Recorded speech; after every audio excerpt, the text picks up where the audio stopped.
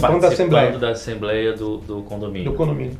E juridicamente é por aí mesmo, a convenção do condomínio que vai decidir as regras, o que pode e o que não pode. Então, a convenção é um dos instrumentos que vai reger, né, a vida condominial, mas não é o único. O Código Civil está aí de forma para reger também as relações civis. E a lei do inquilinato, quando se trata, né, das locações propriamente dita, tanto locação tradicional quanto locação por temporada. Uma questão interessante que o Márcio trouxe foi a questão de você encontrar um meio termo. E o Tribunal de Justiça, aqui inclusive do Rio, ele num dos julgados, ele se manifestou criando uma restrição ao direito de propriedade, mas não impedindo a locação por temporada, que eu achei muito interessante. Eu vou comentar aqui esse julgado que trouxe uma limitação ao número de pessoas no imóvel. Então, para um imóvel de 2 quartos, ele limitou a 5 pessoas. Então, isso é uma restrição ao direito de propriedade? É um dirigismo contratual? Né? É o Estado intervindo nas relações pessoais? Sim, mas é para viabilizar, porque você não vai tornar aquele imóvel uma pensão, né? Uma república. Então, ele colocou 5 pessoas para um imóvel de 2 quartos e colocou Desculpa 8 interromper, mas eu já vi, né, no mercado, né? Eu trabalhei anteriormente nesse mercado, essa questão da tipologia, né? 1, 2, 3, 4, 5 quartos. Onde isso fica exposto? Porque na matrícula, quando constrói o apartamento, diz as medidas lá, não diz quantos quartos é. E é muito comum, às vezes, em temporada, eu já vi, são apartamentos de um nível pior, mas eu já vi pessoas fazendo várias subdivisões, que eu já vi um apartamento que era assim, 1 quarto com dependência ser transformado num 3 quartos. A pessoa conseguiu fazer lá umas subdivisões com as janelas e tal, e 3 quartos. Que aí daria para, entre aspas, assim, burlar um pouco essa regra, né? Olha, se 2 quartos é 5 pessoas, eu tenho 1 quarto com dependência, deve ser menos, 3 quartos, eu transformei em 3 quartos, aí agora cabe 8. Então Então, o direito é casuístico, né? O julgador, ele vai analisar caso a caso. E a gente não pode deixar também de observar que é a boa-fé, né? Como que aquele imóvel estava originalmente tipificado? Ele era um imóvel originalmente de 2 quartos? Ele era um imóvel originalmente de 4? Então, obviamente que vai ter a questão do bom senso, né? E a boa-fé também. E o princípio da cooperação, que está lá no artigo 6 do Código de Processo Civil, que as partes devem cooperar, né, no processo. Esses subterfúgios de a pessoa, não, eu transformei aquele 1 quarto em 3, ele não vai funcionar se o julgador interpretar que aquilo ali foi uma forma de burlar um número de pessoas, né, o que era razoável naquele imóvel. Então, é razoável que você tenha num imóvel de 45 metros quadrados, 3 quartos, não é razoável. Então, eu acho que vai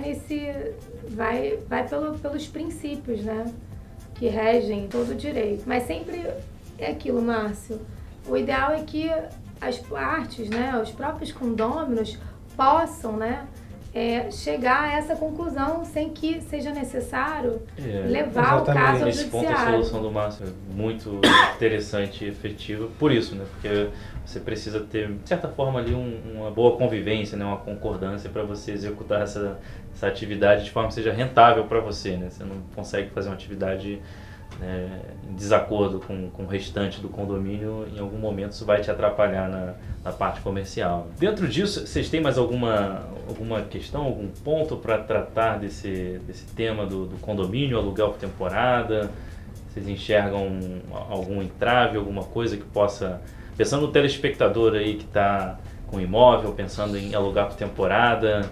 Se você me permite aí, Rodolfo, assim, quando for fazer a aquisição, a sugestão que eu faço é analisar previamente a própria convenção de condomínio e saber qual é a disposição do condomínio a respeito de locação por temporada, que pode ser que já esteja lá a proibição. Analisar junto com um profissional de direito, especializado em direito imobiliário, que verifique se tem alguma vedação já anterior à aquisição. Eu já vi casos de não ter nada na convenção e a síndica não...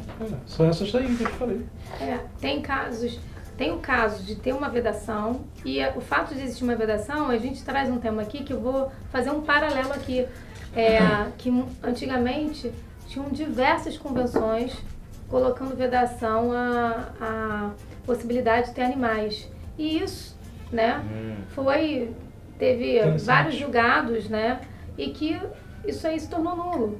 Então, a grande questão é que a gente tem evoluções e involuções, né, no judiciário. Então, esse é um tema que é relativamente novo, tá? Que já foi muito debatido e que é recorrente e que não se tem, na verdade, uma definição. Isso ainda está sendo objeto de discussão, então a gente tem decisões favoráveis ao condomínio e outras que são favoráveis ao proprietário. Muitas delas, quando favoráveis ao proprietário, baseadas no direito adquirido. Por quê? Porque a pessoa comprou o imóvel com uma convenção em que permitia a locação por temporada, e ela sempre fez. E aí, de um momento recente para cá, isso se tornou alvo de questionamento. Então, a gente tem aí, né, um direito adquirido. A gente tem aí o direito de propriedade, que é um direito constitucional, né, dada a importância dele. E, obviamente, ele tem o direito de propriedade, ele é para ser exercido dentro da função social. Mas a propriedade, a parte em que você faz a locação por temporada é muito importante, porque isso está gerando muita renda, gera uma circulação de dinheiro no mercado, que é muito importante, que é muito positiva. Então, isso não pode ser visto isoladamente. Então, por isso, meu entendimento é que a gente tem que chegar aí a um meio termo, para que não se hostilize a locação por temporada e mais, que não se tenha uma insegurança tão grande para o investidor, porque com esses questionamentos, o investidor ele fica inseguro em fazer um investimento imobiliário por não saber qual será a decisão futuramente do judiciário, caso haja alguma vedação ou mudança na convenção que impeça ele de explorar aquela propriedade de forma que era a expectativa original de uma locação por temporada. O risco vai lá em cima, né? Então isso, ao invés de a gente ter aí um investimento aqui na propriedade imobiliária, isso gera o quê?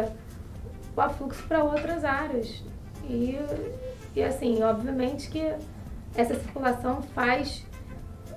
circulação de dinheiro é muito positiva no mercado, gera... Principalmente o Rio de Janeiro, que é uma cidade com apelo turístico e com boa performance turística, né? Exatamente. Sempre teve um histórico muito bom aí, tanto na hotelaria quanto no aluguel por temporada. Eu vi muito isso no mercado em 2013, né? A Booking, outras empresas, Expedia, Hotels.com se interessando pelo aluguel por temporada no Rio de Janeiro, pensando os apartamentos no Rio de Janeiro, onde estão. Então é uma cidade que tem um apelo turístico muito forte e que eu acho que a economia do Rio de Janeiro se baseia também, se a gente for se elementar, assim, pilares da economia do Rio de Janeiro. A gente pode colocar construção civil, óleo e gás, e turismo é um desses também. Então é importante a cidade estar bem estruturada para poder receber todo esse fluxo de capital que a cidade tem por demanda. Eu vou sair da área do direito privado individual para o direito do Estado, público. O que tem acontecido também, e aí de novo a insistência pelo bom senso e pelo meio termo. Em algumas cidades o fluxo turístico está tão massificado, está impactando de forma tão grande o zoneamento, a forma de viver das pessoas, que o governo tem feito intervenções para restringir também a locação temporária. Cidades turísticas, por exemplo, Nova York, Amsterdã, Paris, Londres, elas estão sofrendo restrições. Portugal também. Né? Portugal, Lisboa, sim. Portugal. Exatamente. Então, na realidade, você vê que a busca que a gente tem que ter, eu acho que a ênfase é no bom senso. Porque senão, amanhã, o governo também pode fazer uma intervenção. Se eventualmente amanhã os hotéis começarem a reclamar que estão tendo, às vezes, uma concorrência predatória de preços, de valor, ou até de afluxo excessivo de turistas, as pessoas começando a reclamar que as cidades estão sendo descaracterizadas, o governo em essas cidades também estão buscando a restrição.